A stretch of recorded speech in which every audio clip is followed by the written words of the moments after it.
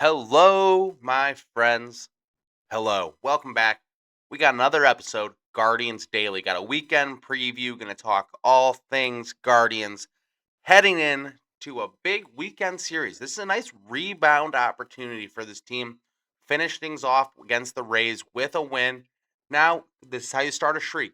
You win one tonight, you win one tomorrow. That's called a winning streak. So there you get going. It all starts Friday night against the Athletics. I don't know if we're gonna call them city wise, but Athletics. That's who they're playing. They got a pretty good team actually. They got some really good young players, so keep an eye out for that. But we got a nice young pitcher on the mound. It's Joey Cantillo getting the start for the Guards tonight. It's a 9:40 Eastern time first pitch, but Friday night you might be out anyway. Might be having a good time.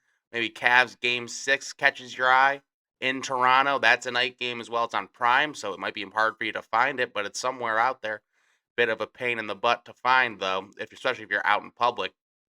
But I think you'll manage to find a way to watch that. And then that can go right into your Guardians baseball. So you got a nice night of Cleveland sports. Hopefully it goes better than things have gone in the past, but we shall see. So obviously you want to start with Cantillo. I think this is a big start for him. I think it's a nice get right start. He's been good this season. He's got a sub 3 ERA. Wasn't his best stuff his last time out, but I think there's still been a lot to like with what we've seen from him this year. Obviously, the big thing for him, he's developed that changeup. It's become his put away pitch. We've heard from Carl Willis and multiple times they've said this on the broadcast this year. A big thing for him is they just told him, your stuff's good enough. You just start throwing it over the start. Start throwing it over the plate. You know what I mean? Like people aren't gonna hit it. It's stuff his stuff's filthy. You know, he really struggled with walks, especially early in his career. Remember the Yankees in the playoffs when they put him in a bad spot, and I think Vogt has even said so since then when they put him in that game in New York out of relief in like the third inning with bases loaded and he started throwing them to the backstop. His control was not there that night, and it kind of was like the lingering thing sticking with him throughout his first season when he came up. It was like, man, this guy's got good stuff, but his control's just not there. And then he was getting in these hitters counts when he was finally coming into the zone, at least from what I was seeing. And then this year, that has not been the case. He's been pounding the strike zone. The walks are way down for him. Obviously, like you said, he's got a sub 3 ERA so far this season. And his stuff, he's just got nasty stuff. He doesn't throw it the hardest out of some of these guys. It gets up maybe 93, maybe 94 if he's feeling good has a nice little good bowl of cereal that morning. He's got a little juice in him. But realistically, he's not like gonna blow it by guys. But his changeup this year, which really was like fourth pitch for him previously, coming into this year, that's his put away pitch. That's his best pitch he has. He's got that big hook curveball which was really looked at as his best pitch previously. Still very helpful, still really good. Freezes hitters a lot with that. And then obviously his changeup's been so good this year. His numbers on it are unreal. Like people just aren't hitting his changeup, and he's getting so much swing and miss action, a lot of whiff, if they like to call it in the biz. You know, so he's been really good with that. He's getting ahead of hitters, and he's not dancing. This was a problem we saw with Gavin early in his career, and then especially with Bobby, Eves kind of got rid of it, and then it's come back for him. Sometimes these guys, when they get like they have such good stuff, you get ahead 0-2 in these counts, and then all you do is go for the chase pitch. It's like you're 0-2, they're 0-2 for a reason. They can't hit your stuff, but then you let these guys work back. You keep throwing them in the dirt or high heat and try and get in these chases. Hey, sometimes you're going to get them. That's how you get your strikeouts. But realistically, it's not the best way to pitch. And then that's how these pitch counts. Like that was Gavin's big issue. At least I think it was almost beginning of last season. He would get these guys down 0-2 consistently, and then let's dance. We'll go slider away, curve in the dirt, fastball above the neck, like above the shoulders. Like it's and trying to get the chase stuff. Maybe you're trying to manipulate more strikeouts from that, and then you're trying just not to give them something to hit. Obviously, 0-2, you're not trying to just groove them one, but you can still be aggressive and try and put these guys away, force them to swing, instead of just letting them get a free pitch back into the count. So Cantillo kind of was a problem for him as well early in his career. Hasn't been the case this year. Once he gets you ahead, he's not fooling around. And I think you can see it in his numbers and just the success he's had since he's stopped doing that. You know what I mean? He's gotten so much better, with getting things and just putting guys away. So that's been a really nice improvement for him. Obviously, this Oakland line, I'm going to call them Oakland. We did this yesterday. I don't care. They're going to be Oakland to me until they find somewhere for good. When they're Vegas, I'll call them Vegas. How about that? But Sacramento, whatever, who cares? The A's, they have some really good bats. They have a lot of guys in that lineup that you're going to have to be careful with. Nick Kurtz is awesome. He's a rookie, obviously, from that same draft class as Travis Bazzana. They fast tracked his behind up to the big leagues. You know what I mean? He got here in a hurry, and he has been a stud. Obviously, this year, not his numbers haven't been as good. He's still having a very nice season, but his power last year, he was hit really well, average as well from the plate. He had that 3-homer game. Like, he had some big moments, had a couple walk-offs last year. Kind of brought some juice back to an organization that desperately needed it. Obviously, Jacob Wilson at shortstop last year, he was in the running for Rookie of the Year as well. And then they got Langlers behind the plate. There's a lot to like, you know what I mean? Like, that's a good young group they have there. There's some other guys I'm not forgetting as well. So there's a lot to like in this Soderstrom. There's a lot to like in this Athletics lineup. Now, keep an eye. Joey Cantillo, been very good this year. So that's going to be the interesting thing starting the series. And we can just start right now with what we're going to get more from this. Actually, no, we'll get to it a little later. We'll save it. That's a little tease for you when we get down to the road trip segment. You see on the screen it says road trip. When we get there, we'll talk about all the rest of the pitching matchups and what we can expect on the road trip. But I do want to touch on real quick George Valera sent down to AAA Columbus yesterday. Told you. Told you. They had to make a move. They had one too many guys, and these utility guys have been too good. And this is less about Valera. Obviously, I was a little hard on him. He had those two big strikeouts that both could have. Came up twice in the Tampa series with chances to win the game. Struck out both times.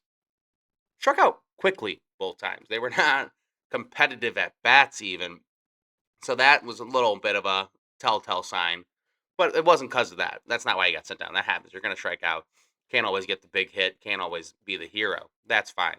But the real thing is Daniel Schneemann, Angel Martinez have been way too good this year to be splitting reps. You know what I mean? That's what we saw. I mean, like, they kicked Kafis off the team pretty much because, like, why are we playing Kafis at all when Martinez and Schneemann are playing like they're playing? And then kind of the same thing for Valera. And Valera, just similar to Kafis, not a great fielder, so you're not getting anything benefit there in the field. And if he's getting out hit, and pretty handedly so, by the other two guys, he's not going to play every day. You know what I mean? He's not going to get the consistent at bats. He's still a young hitter. He needs that. So send him down to AAA makes sense to me. Sorry, allergy season. What are you going to do? Deal with it, right? I'm fighting. Yeah, but Valera, it made sense. It was kind of time. You know what I mean? Like, they could have. I'm actually surprised that it happened this quickly because he was just coming off injured. He was on the injured list to start the season, got sent right back up to the big league club, which was not a guarantee. It was possible he was going to start the year in Columbus in the first place, in which case we'd be clamoring for him right now, probably, because the offense has still been a struggle. It's funny how that works. All these guys, they're in Columbus. You're like, man, they're the key to this offense. We need them. This offense is struggling. We need the juice. And you go get these guys out of Columbus. After about a month, you're like, man, is there anyone in Columbus we can get to come get Valera, to come get Kafis, even though these are the guys you clamor for when they're in the minor league system? Sometimes there's a reason. And, that's not a knock on either of those guys. I think they will be big league players. But sometimes that's a good reminder of why we get so worked up for these young guys to come up and excited. Obviously, Bazzana's here, and we're pumped. I'm juiced for Travis Bazzana. I'm excited that we get to see this kid play every day, and it's going to be a learning process, but he's the number one pick in the draft. A lot of excitement there. I get that. So it will be interesting to see that. Obviously, Bazzana, I'm hoping Bazzana never plays another game AAA. Put it that way. I don't want him ever having to go back down, but it's possible. If things aren't going that way, and then by the time Arias is back, maybe. But I mean, I still don't think that's how they'd play that. But that's a different talk for another day when we get there with Arias. I still don't think. Obviously, Bazzana hasn't gone off to the scorching hot start to his career. Been a few games though, so I think we'll figure things out with Bazzana. Not as much a concern there, but with Valera, this move made sense. You know what I mean? Like, he was not going to get enough at bats. He gives you nothing in the field, like I said. So do what's best for everyone here. I think he would get that as well. Like, this is more valuable. Go play in AAA. Go play in Columbus. He's going to be in the middle of that lineup. He's going to be getting chances with RBIs and stuff like that. Gets your reps. He'll be back at some point. There's gonna be an injury. There's gonna be a guy they need. I think he's still be at the top of the list, him or Kafis. So that'll be interesting to see. But now what this means, which is what we wanted, Schneemann, Martinez, which has been the case pretty much the last couple weeks anyway. They're core pieces of this lineup. They're playing every day, and Schneemann can play wherever. Because if Quan, I think you want Quan, and so but it depends how you want to do this Quan Martinez thing. It's interesting kind of to think about, like, because when Schneemann's been playing in center, they put Quan back to left. Then where's Martinez play? Because you want Martinez somewhere in the field.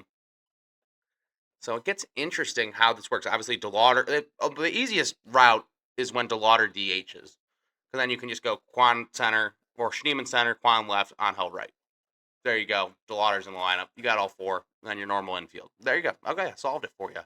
But obviously, there will be some stuff with righty, lefty on a mound. Maybe you don't even force Schneemann into that lineup, but also DeLauder. So there's a lot of things to work on there, and for Stephen Vogt to juggle with those guys. But Valera being out of the equation, Kafis being out of the equation, both lefties for note, kind of clears things up a little bit. Takes a little bit of that. Man, I feel like I'm due to get this guy in the lineup this day. Well, it's gonna be hard to get him in the lineup if he's across the country in Columbus playing baseball, like I said. So that'll be an interesting thing to keep forward. Keep an eye on moving forward with this Guardians lineup. How do they juggle things now that they're a little less guys in terms of the utility players? So we've seen these guys phase themselves out to start the year, kind of solidified what that group's going to be with the outfielders. And then when Arias comes back, we'll have another reassessment with the infield as well. But now, let's get into this road trip and the rotation. I know that tease, you've been waiting for it. You've just been sitting there. Man, when's he going to get to that road trip segment? Now it is. Now it's time. So there you go. Wait no more. So what do we got to talk about on this road trip? I don't know. Not that much. We got to go to, once we finish up with the Athletics, we are going to go to Kansas City. Not that long road trip. 2 series. Not too bad. Kind of what this team needed right now. Get away from Progressive for a little bit. Then we got a weekend series at home next week. I'm sure that place will be juiced. The weather's starting to turn. But we'll talk about that next week once we're getting closer to that series. So Saturday, then obviously it will be Slade Ciccone, and it's one of the more important starts of his career, if you ask me. Because I think they're getting to the point where they can't just keep trotting him out there. And especially, he seems like the black sheep of the rotation with how good everyone else has been, especially because Biley's been better his last couple starts, too, which I'm thrilled about. Like, that's something I wanted. You want Bobby to be that guy. But he wasn't to start the year. So as he starts to round into form, obviously Messick's been great. Cantillo's been really good. Knock on wood. We'll see how he does tonight. Gavin, obviously. Slade Ciccone. Time, man. It's time. You gotta step up. Needs a quality start. And like we said, there's been a couple times here he's had good starts through 5. Both tried to force him out there for the 6th or let him prove himself for the 6th, based on how you want to phrase that. And it hasn't come through. Gotten rocked in those innings. So, gonna be interesting watching Saturday night. We'll see what Stephen Vogt, how long he trusts Slade Ciccone. And if he gets rocked around this weekend, is it Logan Allen? I don't know if they want to go to a third lefty in the rotation. He has been great in AAA. Is there another arm down there they want to make a move? Or it's just early. It's April. Well, it's May now. Today. Didn't realize that.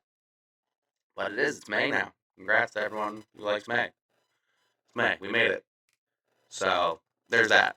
But it'll be interesting with Ciccone. If he continues to struggle, how long is his leash in this rotation? Will be a thing to keep an eye on. And then Sunday, obviously, we'll get another Parker Messick start. I always enjoy Parker Messick starts because he's never given me a reason not to. Maybe we'll see this weekend, but I don't think that'll be the case. He's just been so darn good. Like, he's in AL Rookie of the Year and Cy Young talks right now. That's how good he's been this season. So very impressed with him. And then we'll get into the Kansas City series more next week on Monday. as we recap everything from the Athletics this weekend. There you go. So we're going to close up. We got this weekend. Who's hitting a homer? We've been kind of on a little bit of a run with these. We hit Schneeman, we hit Manzardo, we hit Fry, and Fry doesn't hit, barely plays. Fry's barely on the team, and we hit that one. So something there. Who we got? Who we got this weekend versus the Athletics? I'm thinking about this on the spot, so it's going to take me a second.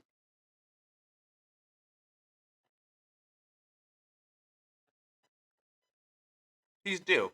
Kyle Manzardo. Kyle Manzardo's due. Needs one this weekend. He's been bad. He's been real bad. Not hitting. Playing a good first base. Like we've been saying. Not hitting. Turn it around this weekend. Kyle Manzardo hitting one out of the park in Oakland, Sacramento, wherever the hell the Athletics play. But we're looking forward to it. This weekend, let's get 2 out of 3. Let's get another series win for the Cleveland Guardians. Get back on track. Until then, we'll talk about it all on Monday. I appreciate you tuning in, and go Guardians.